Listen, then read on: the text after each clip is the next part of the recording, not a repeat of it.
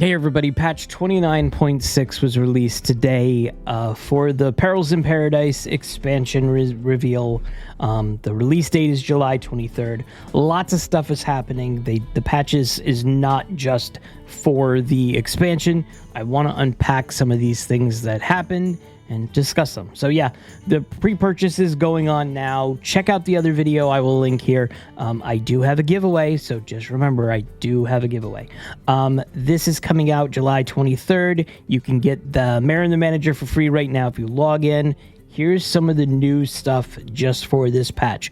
Number one, Genn and Baku return to core, which I'm shocked that this is actually happening. We knew this was happening. We saw some teases about it, but patch 29.6 until the launch of Perils in Paradise on July 23rd.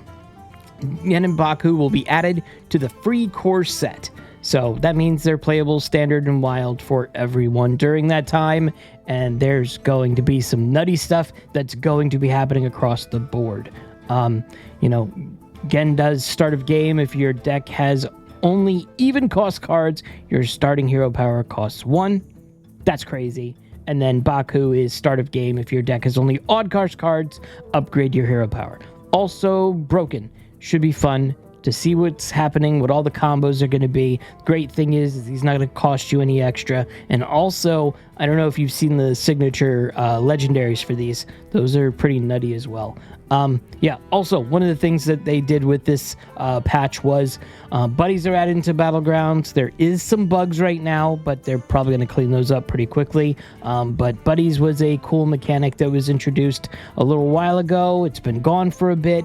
Buddies is kind of fun. You're equipping the buddy. Each buddy is linked to that hero, and it has a special interaction with that hero. And then, based on how quickly you're able to get wins or losses, you'll get one buddy, and then you'll go ahead and continue to play, and then you'll get 2 more buddies to make a triple.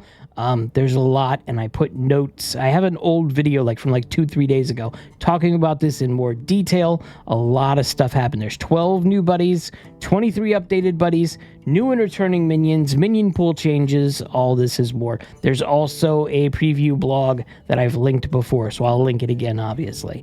June 25th to July 16th, there's an event quest. It's Midsummer Fire Festival. So you can win packs, or you can earn packs, for completing rewards, 6 Whizbangs Workshop packs, and the Reaver Voltron Rogue Hero skin. Say that 3 times fast. What else happened in this patch?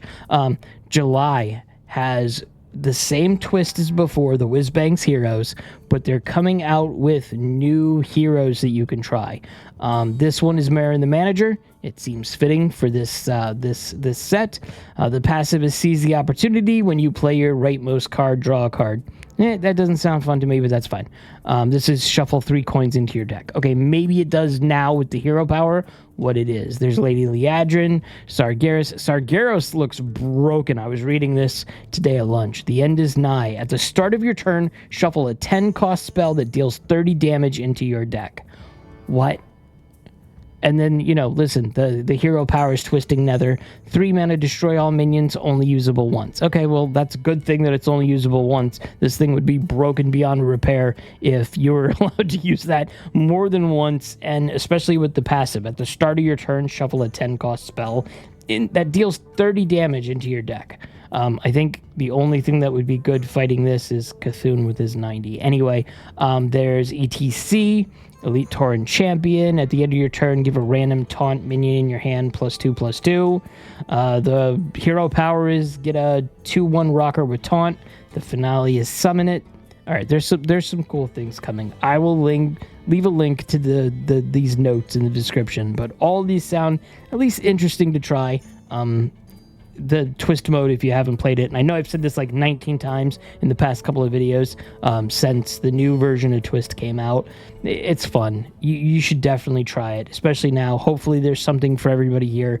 You'll be able to try that. So let's go over some more stuff. So Diamond Disenchanting Update. So starting with this patch, most Diamond cards will be able to be disenchanted for the same value as if they were golden cards. And then listen, you're not going to be able to disenchant any of the ones that are specially granted, like you get on the rewards track or what have you. But if you, for some reason, Want to disenchant one of the diamond cards? Go nuts. I don't know why you'd want to do that, but I could see maybe a couple of use cases that way. So it does say, though, diamond cards still won't be able to be crafted. We'll never be able to craft a diamond card.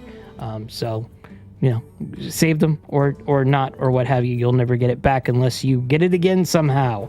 Matchmaking update. So matchmaking on the ranked ladder was based on your internal rating. So it's commonly called the MMR.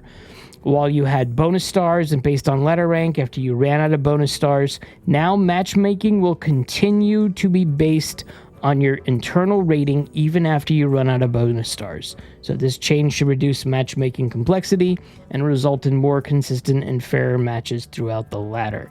That's a lot to unpack there. There's so much to unpack there that Celestalon was also on Reddit and social media talking about more detail with this. I'm going to leave that description there. It's a lot to unpack. It's trying to make thing, fair and balanced and consistent or what have you. And they're making, huge strides in the bot situation. I mean, I think they said like 1 million bots were gone in the past year. I think I could be wrong on that number. I have talked about it many times in my weekly recap videos. So it's been a lot of bots, and they're trying to make things better for the matchmaking experience for all levels. And I give them props because there's no way I'd be able to deal with that massive undertaking. And then this thing here, the passive XP grant adjustment. In our continued efforts to combat bots and exploitive play patterns, extended periods of inactivity will now reward less XP. So change will not impact players taking normal game actions on their turns, such as playing cards, making attacks, or even just hitting the end turn button. Most players won't see change in their XP earned, just fewer bots wasting their time. I like this. Now, does this mean that if you rope all the time, you're going to have a hit on less XP? I don't think that's the case. I'm pretty sure they know what a rope is, and I'm pretty sure they know what a bot is, and that's what they're trying to combat. I don't know. That's just my thought process. I don't think they would try to punish anybody intentionally or unintentionally if you're just slower to play the game or you want to spend all of that time that you have on the rope, during your matches. You're not going to get penalized for it. Obviously, we'll see what happens. This thing could be a very good thing, or it could be something that needs to be tweaked or formatted that way. But the cool thing is, like I said, between the matchmaking update and this grant adjustment, it seems like they're making things better. They're trying to make things better, and I give them my respect on that.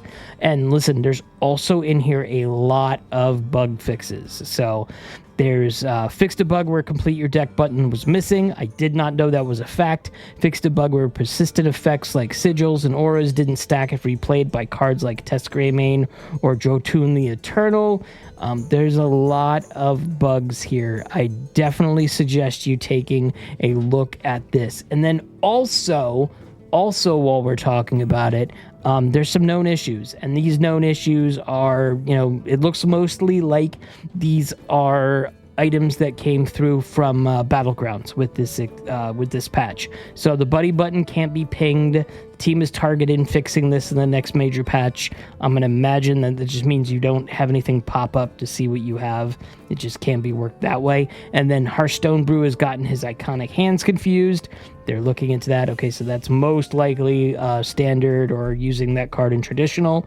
Fairy Guild Mother can generate herself. Planar telescope. So I'm going to leave all the links in the description for all of these things that we discussed. Don't forget, I want to say it again. I'm going to link the giveaway video in the show notes as well. So if you want to get a chance of getting an expansion without having to pay for it, go ahead and check out that video. And I'm sure there's going to be much more that I'm going to talk about in the next few days, weeks. There's a lot to unpack. There's a lot of fun stuff to look at. All the card reveals or what have you. I've rambled on enough, and I will see you in the next video.